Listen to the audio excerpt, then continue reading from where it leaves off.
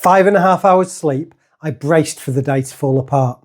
It didn't. Energy held all day. No crash, no fog until the evening. And that worried me more than if I'd crashed. Day 11, 5.5 hours, steady all day. Day 12, 4.5 hours, held together. But the fog, it crept in earlier. Then the other side, one meal with sugar and wine, and 6 days before sleep and clarity came back to baseline. 3 times over, same pattern. Here's what I was tracking: sleep. Obviously hours, quality, how I felt the next day, but also glucose, energy, mood, the lot. 13 years of watching my own numbers does that to you. You end up tracking everything. Conventional wisdom says bad sleep wrecks you. Simple as that. 4-5 hours a night, you're foggy, you're reaching for the biscuit tin. Your blood sugar's a mess. That's what I expected. That's what I'd have told you would happen if you'd asked me before this week. Didn't happen, not the way I thought.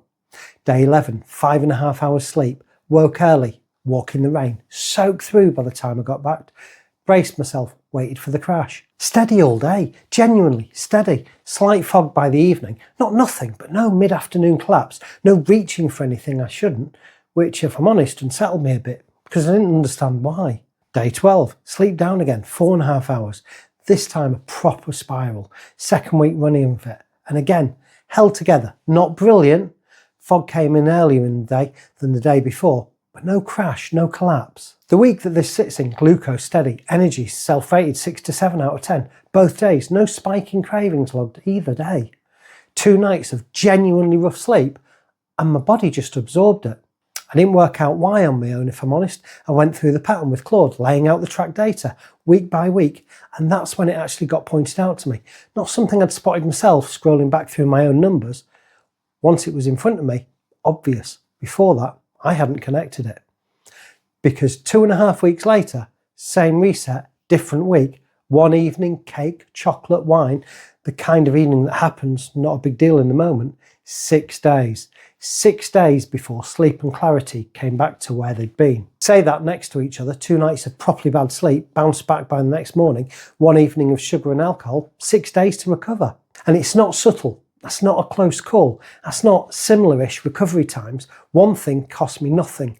The other cost me nearly a week. Everything on this channel happened to one person, me. And it's all tracked against real blood tests. No agenda beyond showing what the data looks like when you change the inputs. Subscribe if that's worth following.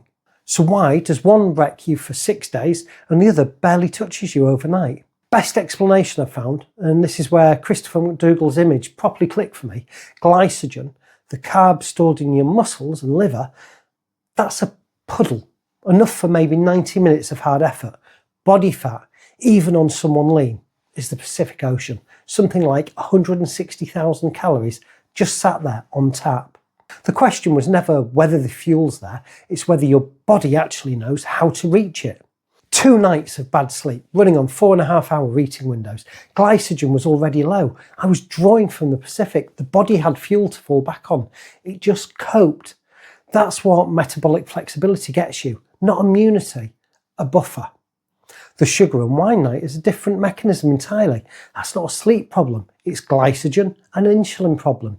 Refilling the puddle fast, spiking insulin, and from what I can find, disrupting sleep architecture and gut function in a way that doesn't just reset overnight.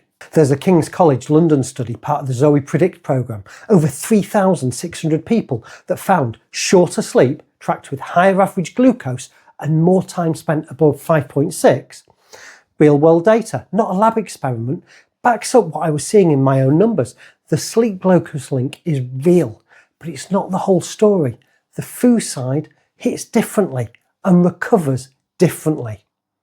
I can't say this is how it works for everyone, one person, one tracker, my own 13 years of data behind it, but in my case, the two things weren't the same kind of debt at all. Sleep debt, short term, forgivable, buffered by fat adaptation, food quality debt, slower to clear, and I'd been treating both the same in my head. What I'd do differently, stop lumping bad night and bad choice together as the same category of mistake. They're not. One's forgiven by morning, one isn't. If you're already tracking, already dealing with a health challenge, it's worth asking your GP or looking at your own data. Does a rough night actually move your numbers? Or is it the food and drink that follows a rough night that's doing the damage. Different problem, and it is a different fix.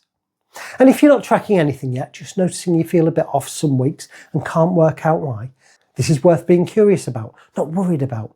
If a single bad night wrecks your day every time, that's one pattern. If it's the odd midnight out that leaves you feeling wrong for most of a week afterwards, that's a different one entirely. Not a diagnosis, just something worth paying attention to. The bit that actually changed for me, I don't beat myself up over the sugar and wine nights anymore. They still happen. They're a necessary evil. If I'm honest, life's too short otherwise.